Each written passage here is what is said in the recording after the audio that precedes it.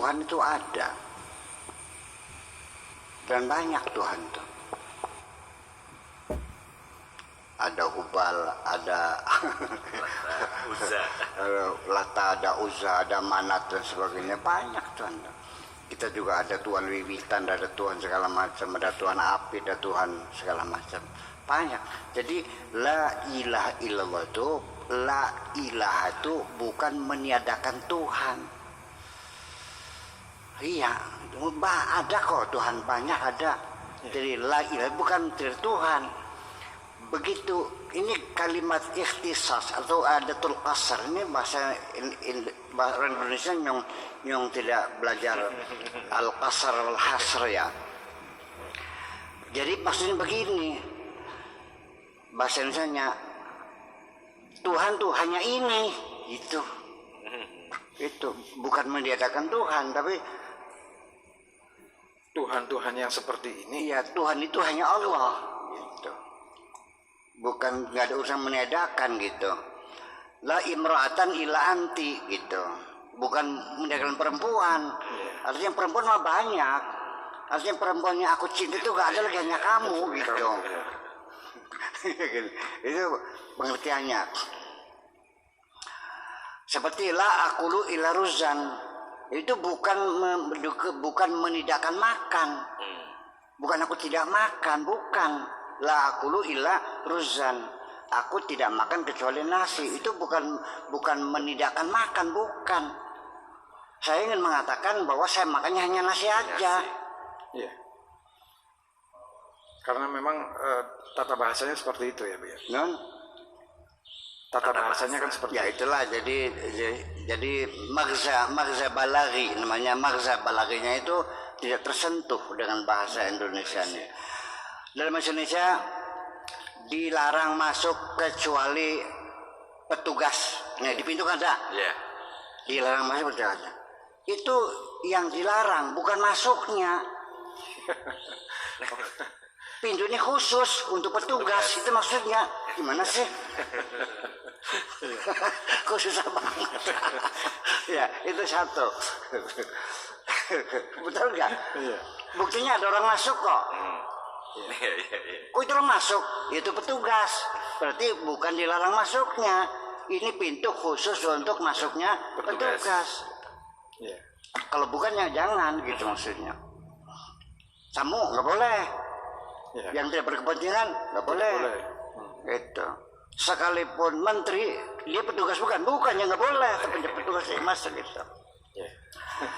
Kemudian proses mencari Tuhan itu, saya kira ya bukan hanya Nabi Ibrahim orang mencari Tuhan tuh. Siddhartha Gautama juga sama mencari Tuhan. Iya. Ini Siddhartha Gautama itu kan dulu ceritanya ya. Ratu Maya itu kan mimpinya udah cerita ya, mimpi dimandikan bunga sebagainya. Lalu isyaratnya nanti akan melahirkan seorang anak yang akan menjadi orang besar luar biasa. Sehingga dididik dalam istana, ya kan gitu, dengan di pendidikan yang super ketat gitu kan gitu. Guru-gurunya tingkat filosofis yang kaliber tinggi gitu, sehingga di dalam istana.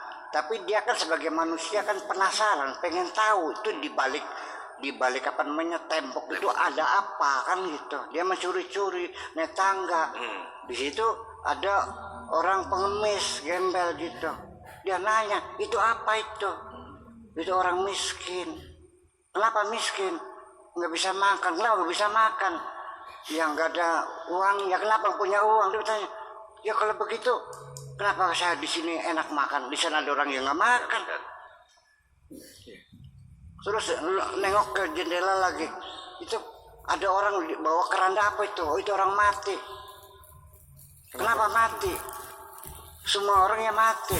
Saya mati. Loh, sama saja. Dia kabur dari istana, dia masuk hutan, dia mencari Tuhan kok. Jadi gimana lagi? Menjadi sang guru, maha guru. Itu kan prosesnya. Ya saya mau mencari Tuhan juga kan gitu. Itu. Tapi kan saya mencari Tuhan kan karena sudah ada landasan dulu tadinya karena saya lahir dari seorang kiai, saya dipesantrenkan kan gitu. Tetapi juga selama di pesantren juga muncul keraguan-keraguan semacam itu kan. Saya mencari bukti-bukti yang pasti.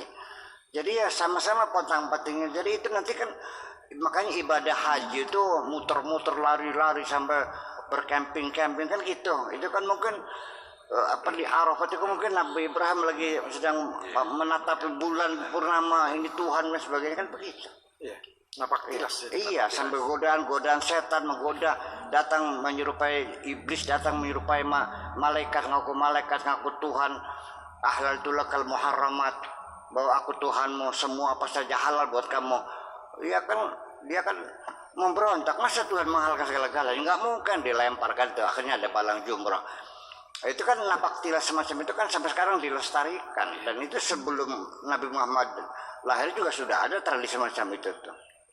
Iya. Ya, mengadopsi tradisi lokal yang ada kan. Betul. Iya, dan memang dalam ajaran kita kan landasan pertama kan millatu Ibrahim, tuntunan Nabi Ibrahim. Fatabi millata Ibrahim Hanifah.